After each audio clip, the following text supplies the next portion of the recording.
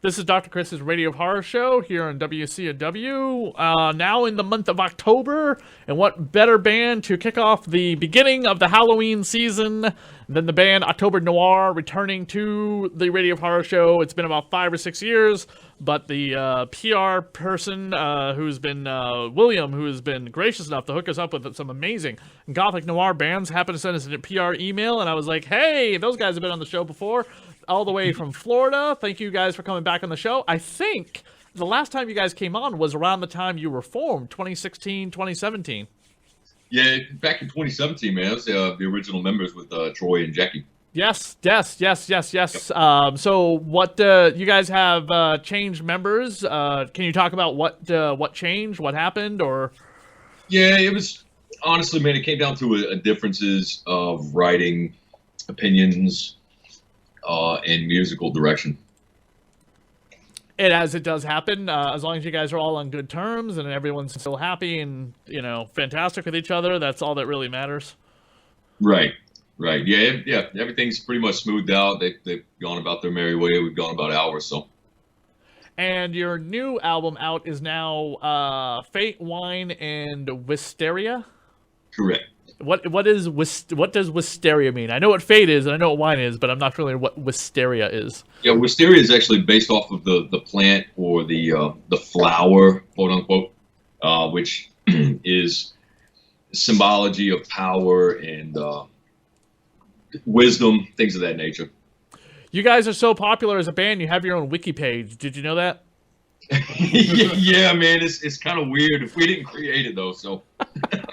I've been on the air for 14 years. I don't have my own wiki page.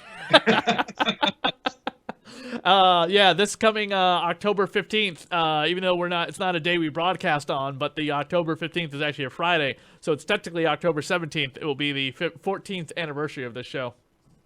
Awesome, man. Good job. Who is the beautiful woman on the cover of the new album?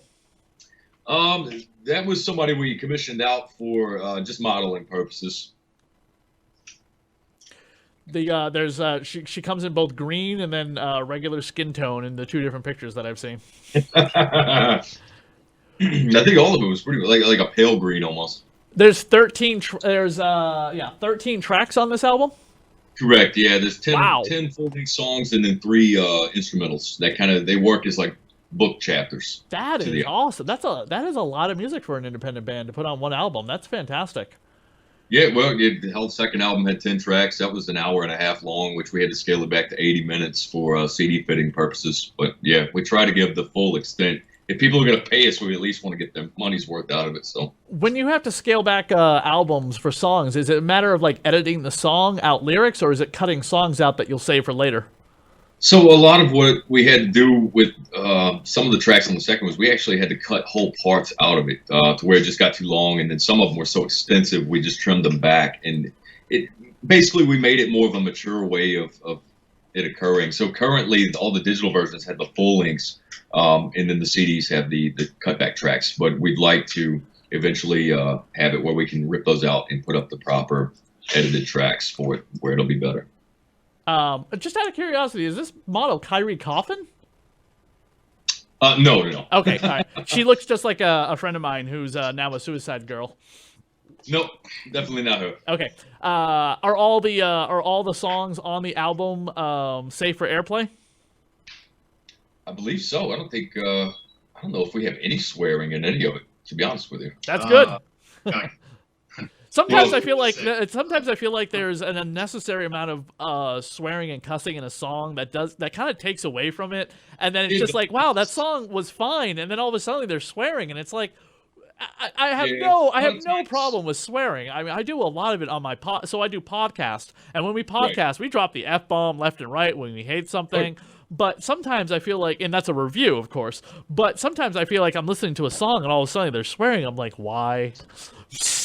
Yeah, it's too easy, man, to get away with the swear words. A lot of times, when you're really trying to push the right, it just makes more sense to leave a lot of that out. But at the same time, you will also want to convey an emotion out of it. So you can get away with using swear words. But I think really the only song we've got on that new album that has any form of anything that would probably offend somebody was Cradle the Monster, which talks about cancel culture. No, cancel culture is something, that's a hot topic. That's it definitely can be. What is Cradle the Monster about? So basically, that was written about everybody just being offended by everything, and everybody's hunted down. It kind of took a form of the mob that storms Frankenstein or storms Dracula's castle, wanting to see them all burned at the stake or whatever. So it took a spin on classic horror, but also it picked up to where just respect everybody but kill pedophiles. So Gotcha. There's also a song in here called Persephone. Is that like the Greek tragedy of Hades and Persephone? yeah, it was based off of that in its writing, but the meaning's not really playing on the whole story of Persephone at all. It's just it was used to kind of tie and mold to personal experiences. More of a representation of the figure of the queen of the dead in spring. Yeah. Right. Yeah. What's funny is it's the reason why that caught my eye so much is there is a graphic novel that just came out from Top Cow. Top Cow is famous for publishing like Witchblade in the Darkness, and they have a comic book out by Linda Sedgwick called Plunder World, and it's a comic book, lighthearted look at the relationship between Hades and Persephone. Oh, nice. Yeah, and someone I know, their cat is named Persephone as well. Yeah, that's a horrible name to give a cat. But... song in here called Wine. Do you guys partake in wine, and what is your favorite wine to drink? Yeah, I normally do. I never really cared much for beer because I just felt fat and sleepy, so I swapped to wine instead. But yeah, it's mainly my thing. I think Doug's more into chartreuse, which tastes like butthole to me, but I like a Blue Moon or a Sam Adams, depending on what the season is. Yeah, see, I can't do those. I can't do the dark ales or. What about ever had Yellowtail? Yeah, see, any beers and stuff. No, Yellowtail is a wine. Yellowtail is a wine here in Massachusetts. Is that a white wine? It's white or red. Okay. I haven't had that. Normally, Apothic's usually my favorite. It's cheap. I can get it at the gas station, and it does its job. Gotcha. Mm-hmm. Has any of your music been used in any type of media, like a movie or anything like that? Yeah, there's one particular gentleman who contacted us and reached out to use one of our tracks for an independent film he was shooting, which we set up for. But that was kind of a goal for us at any point in time, was if we do happen to have people that want to contact us to use our stuff for film or video games, or whatever they have, we're more than open to working alongside them. It'd be great to do something like that. Last year, I shot a film during COVID about a radio station disc jockey that has to work the late night radio show, and we used songs from the various independent bands to play throughout the short film. Yes, stuff like that would be great to do. Get involved in. Yeah. If you got the film, send it to us. I'd like to see it. Yeah, it's getting edited. It's trying to get edited. The last editor, unfortunately, patchwork it together myself and then hand it over to somebody I know who does do editing, who said that they would love to take a look at it and try and help me when they can. But I want to give them the running start of okay, I just put it all together. Can you just edit what looks like crap and we'll go with that? Do you guys have any shows you got coming up you're doing? Currently, no. COVID's still pretty hefty on everything as far as nobody knows when and what's happening. It's shutting a lot of stuff down. It's just kind of up in the air, man. I know most people that do want to go out and go to shows are too scared or they'd rather stay inside. So it's too screwed up right now. I understand. I'm shocked I'm doing it, but I really wanted to, and I hope they don't get canceled. I have 2 concerts coming up in November. I'm going to back-to-back weeks. It's funny, they're actually performing at the same place, but one of them is Joan Jett, and the other is Final Fantasy VII Orchestra. Really? Yeah. That sounds amazing. Yeah, man, I never even heard of that. Yeah. Well, I mean, you've heard of Joan Jett, of course. Yes. Done. I know she's still playing. Yeah, and Final Fantasy VII. It's basically just an orchestra playing the music from the video game Final Fantasy VII. Yeah, that was one. I ended up getting into 8 pretty good early on. 7 didn't really tickle my fancy too much, but I saw that they remade it. I wouldn't mind trying it. Yes, and 7 Part 2 is supposed to be coming out sometime next year because they broke up 7 into 4 different video games, if you can believe Are it. you kidding me, man? No. And I was working God. I was working last year at PAX East just before lockdown happened at the Square Enix booth, and it was so exciting to meet like the various voice actors and such. Yeah, that's awesome. Last year in 2020, you released a cover of the G Tom Max song "Cry Little Sister." I did. That is awesome. I definitely have to play that. I wasn't aware of that. What made you want to do shipping. what made you want to do a cover of that iconic song? Well, it was funny because that song had always stuck with me since the Lost Boys and whatnot. But I'll tell you what song it was initially supposed to be a cover of was the saxophone guy for "I Still Believe." Right. Oh shoot, he's actually been on this show as well. Really? Yeah, the greasy saxophone player. Oh my God, what is his name? I can't remember it. I'd have to look it All right, up. now I'm but- looking it up. Wait, I'm looking it up right now because it's gonna drive me crazy. It's at the tip of my tongue, and he's been on the show, and I've emailed him because so Tim Capello is his name. That's it. Yep, Yeah. that's the one, man. He That's, was, because I love that song. It's a great song. It's most people would consider it not so much, but Yeah, definitely. I still believe. that's right. Can you a good friend of believe? mine actually covered it, and then You know what's funny is that Yeah. everyone. So the song is "I Still Believe" or called "The Believer." A lot of people were posting "I don't believe it" when they announced that the Lost Boys remake movie is coming and has been cast, and everyone was Yeah. like, "No!" They Yeah, failed epically to make a TV series for the CW. The pilot got Yeah. shot. It was test audience just before COVID, and everyone gave it the worst negative test audience rating in the history of television or the history of the CW. They scrapped That's it, what- went they back just- to the drawing they- board, and now they're doing a remake movie. Yeah, but they failed to capture the essence of it every time. Because even the sequel that they did later on was just lackluster. Oh, it was just like I would love to as a film critic, a movie reviewer, a TV reviewer, and this horror host, I would love somebody to sneak me a copy of that unaired pilot just to watch how bad was it, because everything that came out and leaked about it was that, oh, it's like a brother and sister frog brother, and one's transgender, and it's gonna be the Lost Girls, and it's gonna be they overly did it with the political correctness to be all inclusive. They said it looked That's so why we wrote the different. song that we wrote right there. That's a prime example, man. Stop. Everything doesn't have to be gay. Just do your stuff. Be true to it.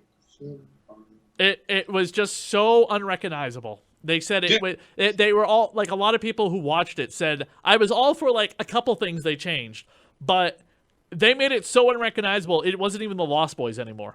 Well, there you Since go. it's been a while since y'all been on the show, what are some of the instruments that you're all playing in this new rendition of the band? Oh man, we got quite a few things built up. I know, Doug, what's the name of that radio? Guy. Oh yeah. So we get a track on the new album Proverbs where I'm actually playing a bit of an homage to asses. Oops, my bad. No, that's fine. To butts. On a Chinese 13-string instrument called a guzheng. And on that one, I'm playing the sheet music that's on the back of there's this painting by Hieronymus Bosch called The Garden of Earthly Delights, and in the bottom right-hand corner, there's a demon that's transcribing music notes onto this guy's butt, and I'm playing that on the guzheng, and I have later on with that I've got the opening of Mozart's Lech mich in Arsch, which it puts together the whole butt theme for it. It's just it's a neat, weird section to the song. I enjoyed it. Fantastic. Yeah, we just picked up a theremin too, which if you're familiar with those. Oh, like they would do the old Star Trek music with. Yes, yes. You know that, yeah. The Gooching that Doug was using actually was used in the cover for Cry Little Sister as well. Oh, that's Yeah. fantastic! You gotta Yeah. you gotta shoot me a link to that so I can play it. So everyone listening, we're recording this the week before it's gonna air, but we'll be playing the music tonight, and then next week, when this does air, we will be playing more of the music with it. But I will definitely play that more than once because I love that song, and I love the various covers that I've heard of it before. Yeah, and we were a little worried about the release of that one too, because Marilyn Manson had just come out with his, and I was like, oh man, this is just bad timing. But it actually worked out pretty well for us. We've had a lot of people comment and said they liked our version better. So did you guys ever make it up here to Massachusetts and I missed it? No, we were actually trying to schedule this year to get up there for the Halloween festival that goes on. Right. Oh my God. You You mean in Salem, right? Yes. Ah, In Salem. let me tell you, that would have been awesome. My art. So you know the book I sent you that I made, the Vlada book. My artist and I are going to be guests at a comic book store on Halloween in Salem. Oh man, that's awesome. Yeah, we'd love to be I there, am but- so stoked. And as we're recording this right now, one of the other stores in Salem just messaged me saying, "We just sold out of your book today. I want to double my order. Can we increase it to 20?" Oh, that's awesome, man. Good job. Yeah, definitely. So I'm like, holy cow. So, and I don't know if I have enough copies, so I'm gonna wait for I get the order copies in. Yeah, no, that's great, man. Can't go wrong with that. No, you can't. You can't. Definitely not. All right, guys. It was so much fun having you back on the show again. Where can people find your music to download and to listen to it? So everything's downloadable from iTunes, Amazon. It's on Spotify, Deezer, all the big major ones. If you physical CDs, copies, and merchandise, it's all at www.octobernoir.org. Awesome. Thank you so much, guys, for coming on the show again. I really do hope next year in 2022 things will be a little better for you to travel up here to Massachusetts. We have a lot stricter guidelines than there are down in the South, so definitely feel like if you do want to come up here, it is a little safer, but I understand traveling right now is probably not a good idea anywhere, but let's see what happens in 2022.